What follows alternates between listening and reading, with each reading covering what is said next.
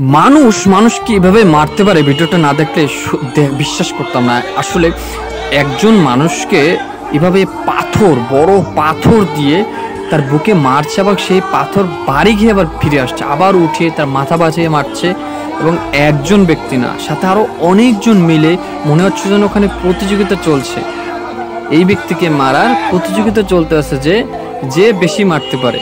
এখানে দেখতে পাচ্ছি কেউ মাথা বাসায় মারছে, কেউ বুকে মারছে, এমনকি মারতে মারতে তাকে মেরেই ফেলছে।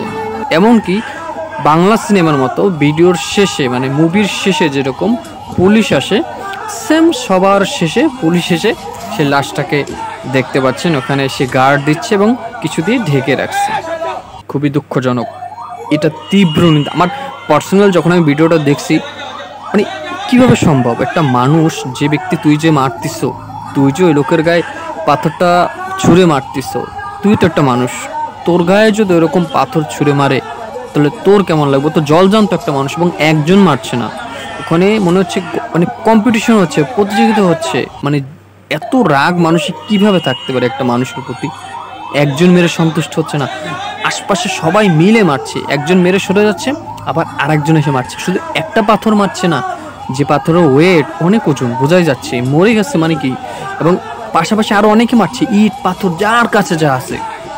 একটা মানুষের প্রতি এত ঘৃণা, এত মানে রাগ কিভাবে থাকতে পারে? তখন প্রশাসন কোথায় ছিল? ওখানে একটা ভরা মজলিসটা, ভরা মার্কেটে একটা দেখছে, একটা মেইন রাস্তাতে, আবার রাতে না দিনের উপর এরকম একটা মানুষকে মেরে ফেললো একটা ইট পাথর। মানে আমার দেখার মতো না। আসলে এই জিনিসগুলো খুবই মর্মান্তিক, দুঃখজনক। এদের অবশ্যই শাস্তি হওয়া উচিত। জানি না বাংলাদেশ আইন কি করবে, এরাই জানে। এরা এভাবে মারা যাওয়ার পর আসবে, সেরকম গার্ড দিবে। খুবই দুঃখজনক ভিডিওটা, আমার পার্সোনালি খুবই খারাপ লাগছে। তাই আপনাদের সাথে শেয়ার করলাম, তীব্র নিন্দা জানাই।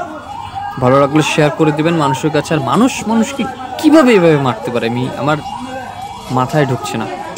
আমরা নেক্সট অন্য ভিডিও নিয়ে আসার চেষ্টা করব।